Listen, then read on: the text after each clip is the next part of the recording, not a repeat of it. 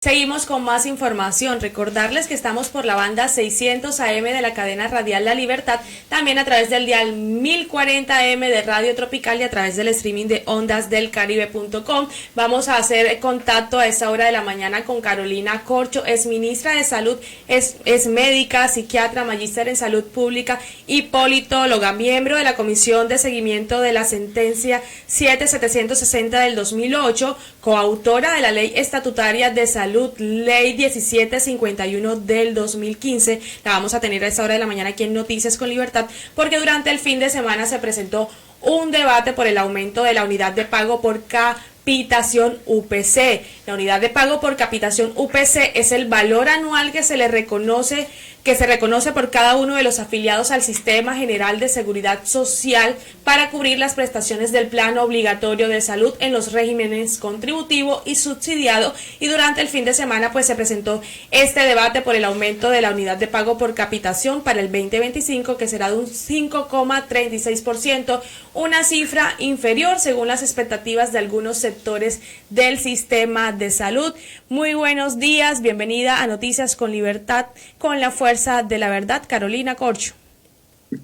Buenos días y un saludo muy especial a Noticias con la Libertad y a toda la ciudadanía del Caribe colombiano y Barranquilla. Estábamos hablando que durante el fin de semana se presentó un debate por el aumento de la unidad de pago por capitación UPC para el 2025 y bueno, es importante conocer un poco su opinión. ¿Qué piensa usted del valor que definió el gobierno en días pasados para la UPC del año 2025?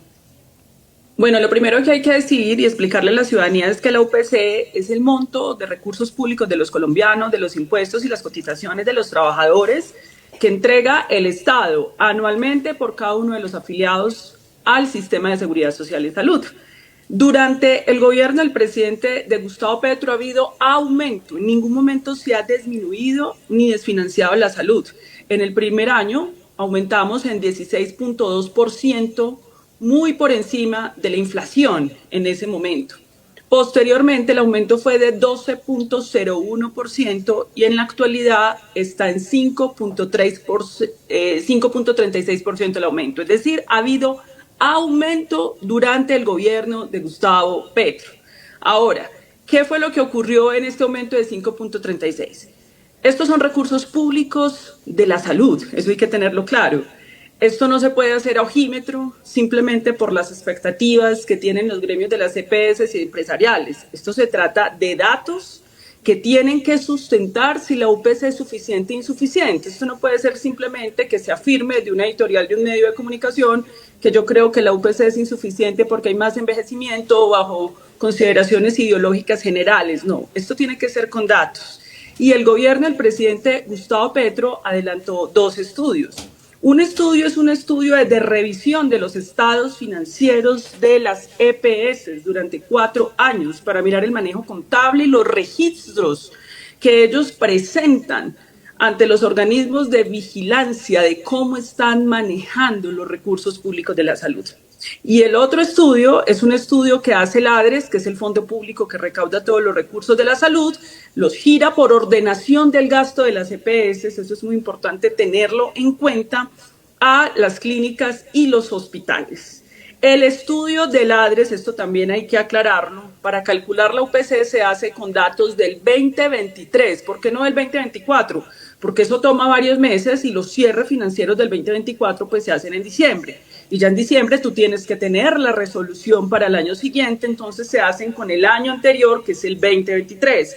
En el año 2023 habían 28 EPS, solo había 4 intervenidas. No es cierto lo que están diciendo algunos, que es que en ese momento estaba intervenido el 60% del sistema de salud por parte del gobierno. No es cierto. Este año se intervino la nueva EPS, que es una de las más grandes, Sanitas, y allí se encontraron en esas intervenciones bastante inconsistencia en el manejo de los recursos públicos que hoy son objeto de investigación por parte de los organismos penales, disciplinarios y fiscales del país. Entonces eso dificulta saber esa información que tal está.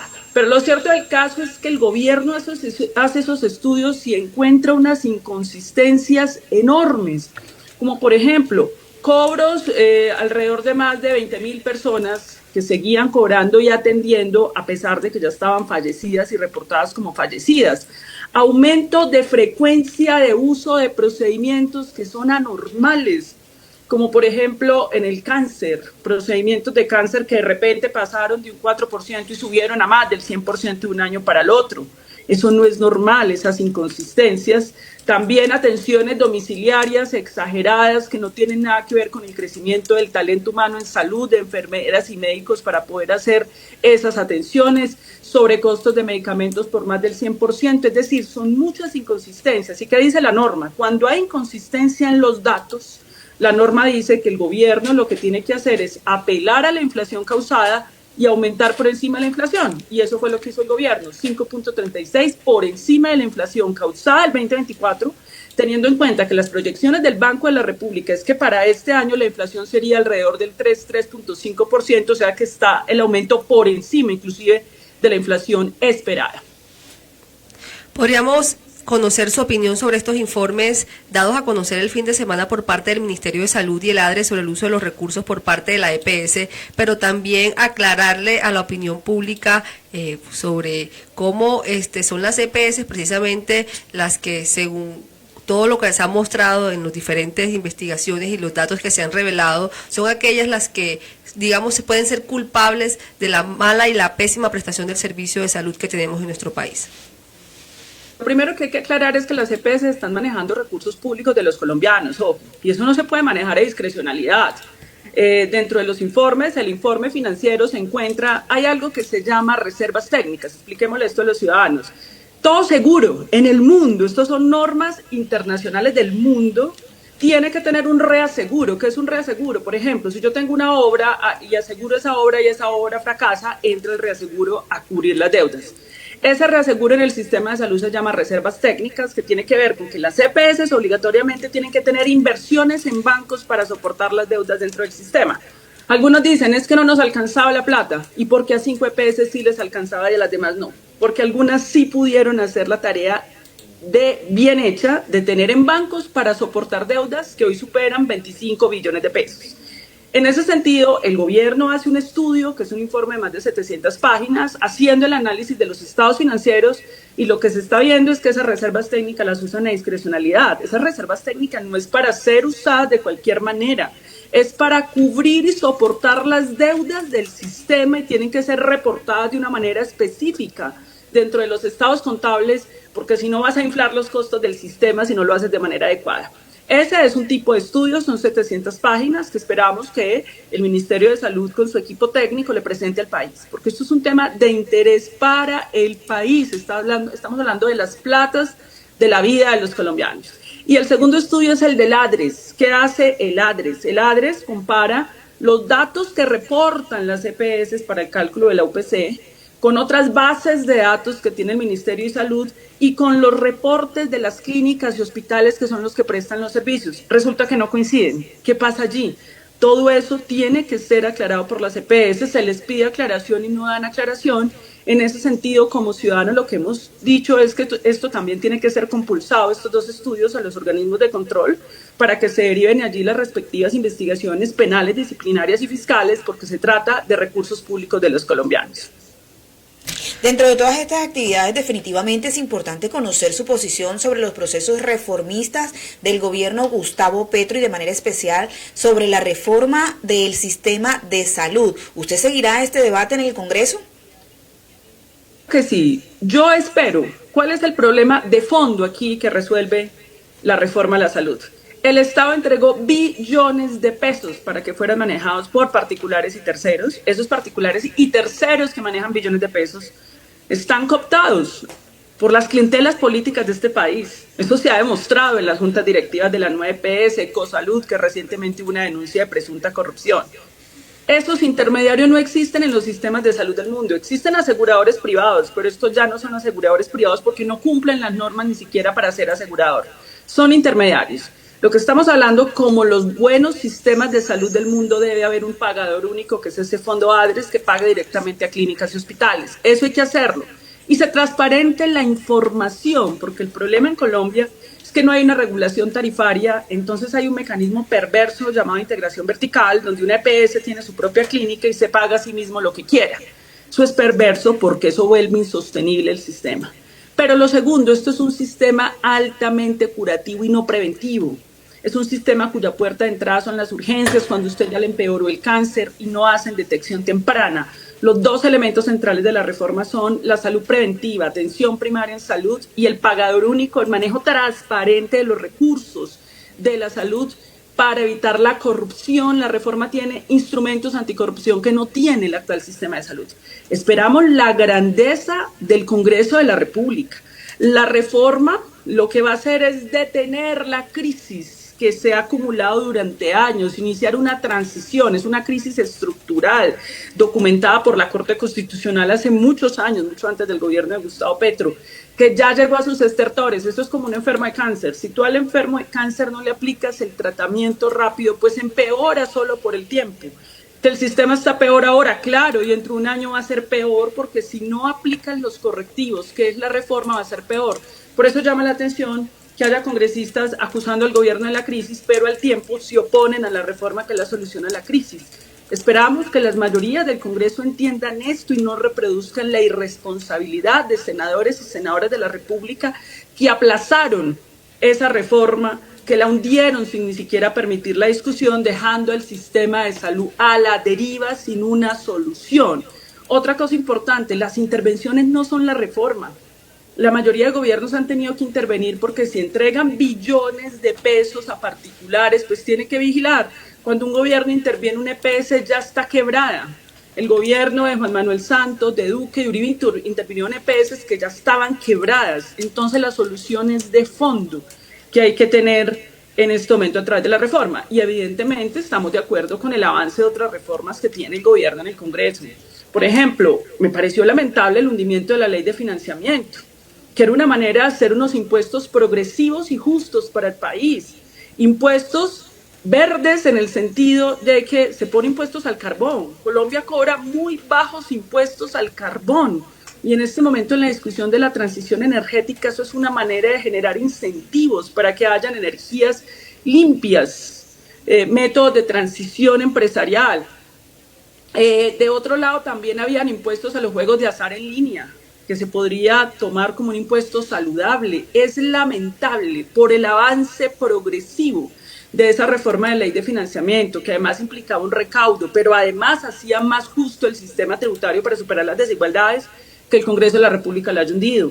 Está la reforma agraria, la ley de jurisdicción agraria, que es fundamental, la reforma política, que lamentablemente ya en los últimos debates ha ido envenenada, porque entonces ya le están metiendo el transfugismo, cuando esto tenía que regular la transparencia de la financiación de las campañas y los partidos políticos, para que no sea que yo tengo plata y puedo ser candidato, sino que cualquier ciudadano pueda ser candidato y que los partidos políticos sean serios, programáticos y que puedan darle rendición de cuentas al ciudadano. No tiene presentación que un congresista de la República se presente ante la ciudadanía para ser elegido bajo un tema, bajo una propuesta y luego al final termine defendiendo otra. Eso es engaño al ciudadano. Eso ha pasado con varios congresistas de la República, por ejemplo, que se eligieron bajo la propuesta de cambio del presidente Gustavo Petro y ahora son radicales opositores. Eso no es serio con el ciudadano que votó por ti, porque tú ofreciste otro asunto radicalmente distinto y eso tiene que ser regulado por los partidos políticos, que no pueden ser empresas electorales, sino escenarios de formación política, de rendición de cuentas. Lastimosamente, pues esa reforma política ha sido derivada de una manera negativa en el avance que ha tenido en el Congreso. Pero en general estamos de acuerdo con que debe avanzar la reforma laboral y esperamos que la Corte Constitucional sea sensata con el tema de la reforma pensional, que tiene demandas por senadores de la República que ganan más de 40 millones de pesos al mes y que me parece absolutamente mezquino que no quieran permitir que un viejo o una vieja que ha trabajado, que ha aportado a la productividad de este país, entre los más vulnerables del país, que son aproximadamente 3 millones, reciban su bono pensional de un poco más de 220.000 pesos al mes. Esperamos que haya sensatez de la Corte Constitucional en la protección de los derechos de estos viejos y viejas de nuestro país. Exministra, después de conocerse su pronunciamiento por el aumento de la unidad de pago por capitación y el pronunciamiento por el resultado de estos estudios que usted acaba de mencionar de ADRES y de las EPS, todo lo preocupante que se menciona ahí, las cifras que no concuerdan y todo este tema se ha visto en redes sociales. Un grupo de ciudadanos, podríamos decir amplio, de diferentes sectores que ha comentado y como que respaldando lo que podría ser su aspiración a la presidencia de la República. ¿Podría decirnos si efectivamente aspiraría a la presidencia de la República? Bueno, básicamente esto ha sido como una solicitud ciudadana de un recorrido pedagógico que yo he hecho por todo el país. Yo todavía estoy en proceso de consultas porque se tiene que aclarar qué va a pasar con el pacto histórico. El pacto histórico recientemente tuvo una rueda de prensa para definirse y se presentó como partido político donde aglutina algunos sectores de la izquierda, pero también hay otro frente más amplio, se llama el Frente Amplio porque evidentemente la perspectiva progresista en Colombia, que significa la justicia social, que significa que las personas más vulnerables tengan acceso y goce de sus derechos fundamentales, en lo que yo creo, debe desarrollarse con una amplia coalición de centroizquierda, que vaya más allá de la izquierda, donde haya personas independientes, liberales progresistas, conservadores progresistas, ciudadanía independiente que configure una mayoría que pueda derrotar esa extrema derecha que nos quiere volver al pasado de violencia, de negación de derechos, de seguir con estos negocios opacos de las EPS. Entonces, en ese sentido, estoy, digamos, todavía en consulta respecto al desarrollo de ese partido unitario y ese Frente Amplio, pues para poder tomar una decisión. Exministra, en caso de ser cierta su aspiración presidencial y de darse, ¿cuáles serían sus principales propuestas para llegar a la primera magistratura del país en el 2026? El presidente Gustavo Petro todavía está gobernando. Yo hice parte de su comité de empalme, en su coordinación de empalme, que éramos 4 personas a nivel nacional. Hice parte de la construcción del programa de gobierno del presidente Gustavo Petro. Yo creo que es un programa que hay que hacer en Colombia. Colombia necesita pensiones justas, necesita una salud universal y que no se roben la plata, que se maneje de manera transparente y que esa plata llegue a la atención de niños, niñas. Colombia necesita avanzar una reforma agraria, no podemos estar nosotros importando hasta 15 millones de toneladas de comida cuando tenemos 69 millones de hectáreas disponibles para poder generar una agroindustria. Colombia tiene que ser reindustrializada, fortalecer el pequeño y mediano empresario en las líneas energéticas, en la línea agroindustrial, en salud podríamos hacer una producción nacional de vacunas y medicamentos. Es decir, yo creo en ese programa que se llama la Agenda de Transición Democrática, para lograr muchas cosas que ya han logrado en muchos países del mundo. Estamos proponiendo derechos y justicia que ya se ha dado en Europa, en muchos países del mundo. ¿Por qué Colombia no puede darse una oportunidad? Entonces yo creo profundamente en ese programa. Carolina Corcho, exministra de Salud, muchísimas gracias por sacar el espacio y hacer todas estas aclaraciones tan importantes, porque la salud es muy importante para los colombianos y se encuentra pues en un estado lamentable, por decirlo de alguna forma, y nosotros acá en esta mesa de trabajo casi que a diario presentamos las quejas y las denuncias de la ciudadanía que piden cambios, así como usted lo ha planteado en esta mesa de trabajo en la mañana de hoy. Muchísimas gracias. Bueno, muchas gracias a las Noticias con Libertad y un abrazo y saludo a la ciudadanía.